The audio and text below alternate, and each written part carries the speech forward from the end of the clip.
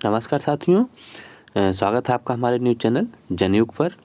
तो दोस्तों, आपके लिए काफ़ी महत्वपूर्ण खबर है ये है। तो दोस्तों, आप जान रहे हैं कि पूरे देश और प्रदेश सब जगह पर ओमिक्रॉन बहुत तेज़ी के साथ बढ़ रहा है, जो कि कोरोना का एक वेरिएंट है। तो दोस्तों, ये बात समझ में किसी को नहीं आ रही है कि सभी परीक्षाएं तो रद्द की जा रही हैं। जैसे कि उत्तर प्रदेश पीसीएस की मुख्य परीक्षा को सरकार ने रद्द कर दिया है। वहीं हाई कोर्ट ने उत्तर प्रदेश एचजीएस का उसकी जो मुख्य परीक्षा है उसको भी रद्द कर दिया है। लेकिन उत्तर प्रदेश सरकार को ये आखिर क्यों नहीं समझ में आ रहा है कि यूपी टेट की परीक्षा को भी रद्द कर दिया जाए, क्योंकि इसमें 21 लाख छात्रों की ज़िंदगी दांव पर लगी हुई है। जहां एक तरफ चुनावी रैलियां निर्वाचन आयोग ने रद्द कर दिया है कि कोरोना के बढ़ते प्रभाव के कारण हम चुनावी रैली को अलाउ नहीं करेंगे, क्योंकि उससे लोगों की ज़िंदगियों को खतरा है, उनकी जान को खतरा है। तो कहीं ना कहीं ये सरकार आखिर इस पे निष्क्रिय क्यों है, इसके पीछे क्या वजह हो सकती है।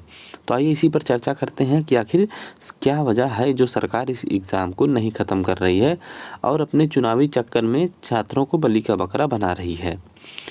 तो आइए हम आपको बताएं कि देखिए, कोरोना के कारण पीसीएस जो 2021 की मुख्य परीक्षा है वो टाली गई। ये टाल दिया गया, आप देख रहे हैं आपके सामने है। एचजीएस मेंस 2020 की परीक्षा स्थगित हो गई, इसको भी टाल दिया गया। ये हाई कोर्ट कराता है, तो इसको भी स्थगित कर दिया गया। जो एग्ज़ाम थे 11, 12, 13 फरवरी को ये था, और पीसीएस का जो था एग्ज़ाम वो था आपका, पीसीएस की जो मुख्य परीक्षा थी वो थी आपकी 28 से 31 जनवरी तक थी, और जो आपका एचजीएस का मुख्य परीक्षा था वो 11, 12, 13 फरवरी को होना था। और आपको एक एग्ज़ाम बता दें, कोरोना व चुनाव के चलते एएनएम भर्ती परीक्षा टली। यानी कि आप देख रहे हैं कि सभी परीक्षाएं टाल दी जा रही हैं। ये भी 6 फरवरी को होने वाली थी ये परीक्षा, ये जबकि काफ़ी अभी इनका समय काफ़ी बाद में था, फिर भी ये एग्ज़ाम एक के बाद एक रद्द किए जा रहे हैं। लेकिन वहीं जो 23 जनवरी को जो एग्ज़ाम है टेट का, उसका एग्ज़ाम सरकार स्थगित नहीं कर रही। आखिर क्यों नहीं कर रही है, जबकि हर जगह ये बात सामने आ रही है कि कोरोना महामारी जो है ये बहुत तेज़ी के साथ बढ़ रही है। हाई कोर्ट भी वर्चुअल हियरिंग शुरू कर दिया, सुप्रीम कोर्ट वर्चुअल हियरिंग कर रहा है, और हाई कोर्ट ने यह भी कह दिया है कि 50% कर्मचारियों के साथ विभाग चलाए जाएं। ठीक, अब ये देखिए कि आज का है कि कोरोना जांच बढ़ते ही संक्रमण में आया उछाल। ये 20 तारीख की न्यूज़ है, आप देख सकते हैं। तो इसमें है देखिए कि देश में कोरोना जांच बढ़ने के साथ ही संक्रमण एक बार फिर उछाल दिखने लगा है। बीते दिन 18.69 लाख लोगों की जांच की गई, तो 2,82,970 मरीज मिले हैं। तो इस तरीके से आप देख सकते हैं कि काफ़ी तेज़ी के साथ कोरोना फैल रहा है। लेकिन फिर भी सरकार के कान पे पता नहीं क्यों क्या हुआ है कि जू नहीं रेंग रहा है कि इस एग्ज़ाम को भी स्थगित कराया जाए। देखिए, यहाँ हाई कोर्ट ने सीधे कहा कि 50% स्टाफ से काम लेने का निर्देश उसने दिया। अधीनस्थ अदालतों के लिए भी गाइडलाइन जारी किया है और हाई कोर्ट के लिए भी यह गाइडलाइन जारी किया है। यानी कि हर तरफ कोरोना से हर कोई डर रहा है और सब कोई अपने आप को बचा रहा है, अपने कर्मचारियों को बचा रहा है। लेकिन उत्तर प्रदेश की जो योगी सरकार है उसको पता नहीं क्या समझ में क्यों नहीं आ रहा है, आखिर इस एग्ज़ाम को ये क्यों नहीं स्थगित कर रही। तो मैं आपको बता दूं कि ये देखिए, और आपको ये एक सूचना मैं दे रहा हूँ कि कोरोना काल में 1.5 लाख बच्चों ने अभिभावक खोए। यानी कि 1.5 लाख जो बच्चे हैं उन्होंने अपने माता या पिता को। ये देखिए, राष्ट्रीय बाल अधिकार संरक्षण आयोग ने सुप्रीम कोर्ट में जानकारी दी। आयोग ने बताया कि 1 अप्रैल 2020 से अब तक कुल 1,47,492 बच्चों ने कोविड-19 और अन्य कारणों से अपनी माता या पिता में से किसी एक या दोनों को खो दिया है। सुप्रीम कोर्ट महामारी के दौरान अनाथ हुए बच्चों की देखभाल और सुरक्षा से जुड़े मामले की सुनवाई कर रहा है। एक हलफनामे में कहा गया है कि इनमें 10,094 बच्चे अनाथ हो गए हैं। यानी कि उनके माता और पिता दोनों इसी कोरोना काल में काल कवलित हो चुके हैं। तो इतनी सब कुछ भयावह स्थिति देख रहा है, सरकार देख रही है। मामला न्यायालय भी इसके प्रति काफ़ी एक्टिव है। सुप्रीम कोर्ट वर्चुअल हियरिंग कर रहा है, हाई कोर्ट वर्चुअल हियरिंग कर रहा है।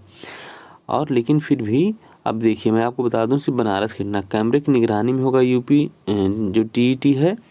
अब इसमें देखिए 89 परीक्षा केंद्रों पर जो है एग्ज़ाम होगा। ठीक, 89 और 83,000 से अधिक अभ्यर्थी यहाँ पर परीक्षा में भाग लेंगे।